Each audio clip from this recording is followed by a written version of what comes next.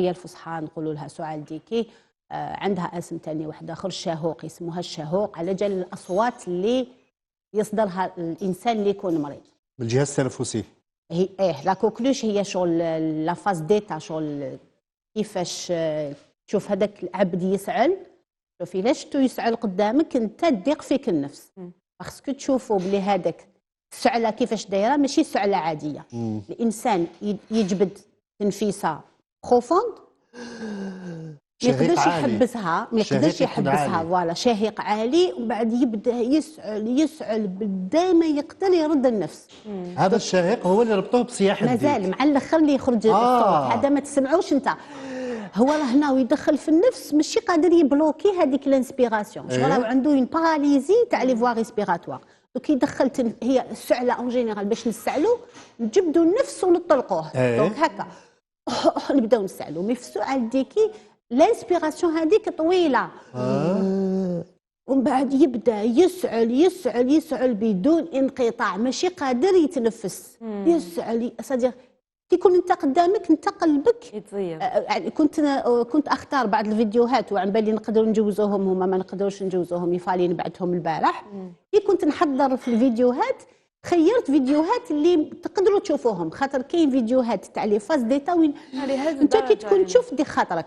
دونك يبدا هذاك الانسان يسعل يسعل يسعل بدا ما يقدر يتنفس، ومن بعد تجيه اون اكسبيراسيون يخرج الصوت مع الاخر. هنا الصوت يشبه لو شون دو كوك، يشبه الكوك اللي يكون يعيط. هنا سي بوغ سا نقولوا لها سعال الديكي، يعني اللي امبرسيونونت السعله. علاش مهم نهضروا على هذا الموضوع؟ باسكو هذه السعله انت كي تشوف انسان يسعل هكذا قدرت دياغنوستيك، قلت هذا عنده كوكلوش. بصح هذه تظهر بالك 4 أسابيع بعد ما يكون الانسان بدا يمرض. منين يجي هذا المرض؟ فوق نعرفوا المرض هو وشنو. هذا المرض بكتيري وليس فيروسي. دونك لازم له دواء، وقد ما نديروا التشخيص بكري قد ما نقدروا نداووا بكري. البكتيريا هي بورديتيلا بيرتوزيس، هذه بكتيريا معديه بزاف. يكون واحد مريض يعدي في لونتوراج تاعو ابوبري 17 حتى 18 الانسان. وهذا المرض علاش مهم نهضروا عليه؟ باسكو قاتل.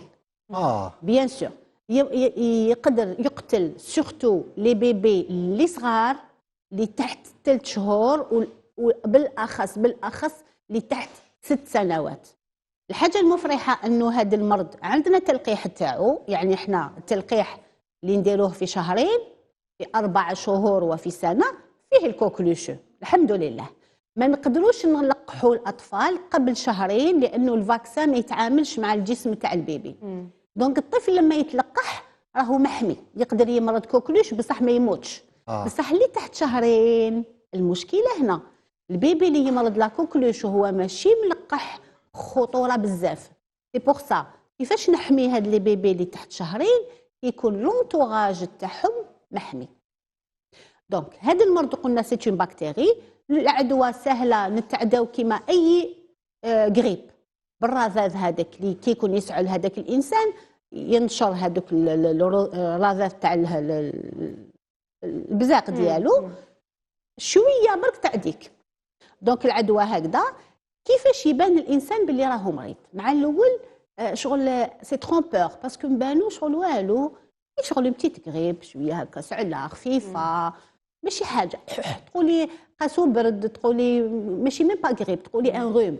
تجي غير في الشتاء، تجي سورتو في الانتقال للفصول.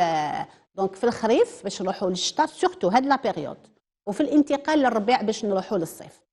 دونك ومن بعد يبدا هذاك الانسان يسعل سعله عاديه بصح ما تبراش باي ادويه زعما كيما موالفين نديروا العسل ولا ما تروحش هذيك السعله، وتبدا العين شغل تحمار. شوف بعد اسبوعين حتى 3 أسابيع تبدا لنا هذه السعله اللي هضرنا عليها.